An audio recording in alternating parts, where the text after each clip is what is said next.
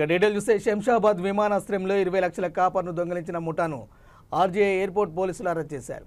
ఓ సంస్థ ఫిబ్రవరి నెలలో police station వచ్చి ఫిర్యాదు చేయడంతో కేసు నమోదు చేసిన అనంతరం దర్యాప్తులో భాగంగా ఎయిర్పోర్ట్లోని ఎరీనా వద్ద కాపర్ వైర్ దొంగిలించి దాన్ని విక్రయించిన 4 నిందితులను అరెస్ట్ చేసి వారి వద్ద నుండి 20 లక్షల నగదు 5 మొబైల్ ఫోన్లను స్వాధీనపరుచుకున్నట్టు తెలిపారు. నిందితులు మహేశ్వరం మామిడిపల్లికి చెందిన మహమ్మద్ ఖాదర్ ఖాన్, ఆదిల శ్రీకాంత్, ఉప్పుగూడకు చెందిన కేతావత్ బాషా, ముషీరాబాద్కు చెందిన అబ్దుల్ వహీద్లను రిమాండ్కు తరలించినట్టు పోలీసులు తెలిపారు. మరో 3 పరారీలో ఉన్నట్టు డీసీపీ తెలిపారు.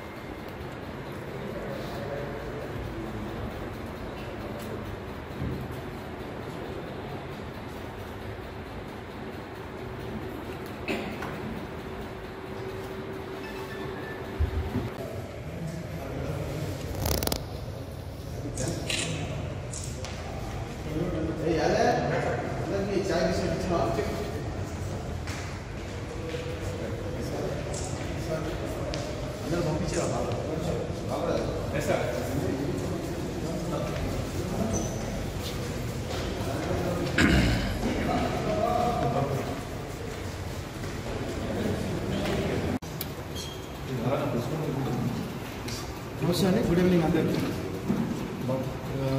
మాకు ముఖ్యంగా ఈ కేసు ప్రెస్ మీట్ పెట్టే సందర్భం ఏంటంటే మాకు 11th ఫిబ్రవరి రోజు ఈవినింగ్ 6 o'clock అరౌండ్ మాకు కంప్లైంట్ వస్తుంది జరుగుతుంది. Complaint from Pawan Kumar Kartal is an employee from tumour India private limited. ఈ కంప్లైంట్ ఏంటంటే వాళ్ళు వేర్ హౌస్ ఉంటుంది మన జిఎంఆర్ అరీనా వేర్ హౌస్లో మన పవర్ కంట్రోల్ కేబుల్ అనేది లాస్ అయిందని చెప్పేసి కంప్లైంట్ ఇవ్వడం జరిగింది. ఎప్పుడు లాస్ అయిందంటే సుమారు నవంబర్ 2nd, 3rd వీక్లో లాస్ అయింది. కానీ వాళ్ళు ఇంటర్నల్ ఎంక్వైరీ చేసుకుని అంతా మన దగ్గర వచ్చారు. ఫిబ్రవరి అయింది. ఫిబ్రవరిలో మనకు కంప్లైంట్ ఇస్తే దాంట్లో సస్పెక్ట్ వ్యక్తం చేస్తడం జరిగింది. ఆ టైంకి ఎవరున్నారు అక్కడ సెక్యూరిటీ అనేది మనకు వ్యక్తం చేస్తడం జరిగింది. దాని మీద ఎఫ్ఐఆర్ రిజిస్టర్ చేసాము. FIR number 122/2025 under section 305, 306, 317 Part 2 red with 35 of BNS.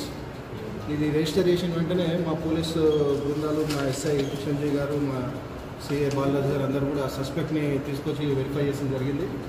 ఈ వెరిఫై చేసుకున్న తర్వాత అతని కన్ఫెషన్లో మనకు ఒక 4 పేర్లు, 4 కాదు ఇంకొక 5 పేర్లు మనకు చెప్పడం జరిగింది. టోటల్గా మనకు నవంబర్ 18th రోజు అఫెన్స్ చేసిరని చెప్పేసి కన్ఫెస్ అవ్వడం జరిగింది.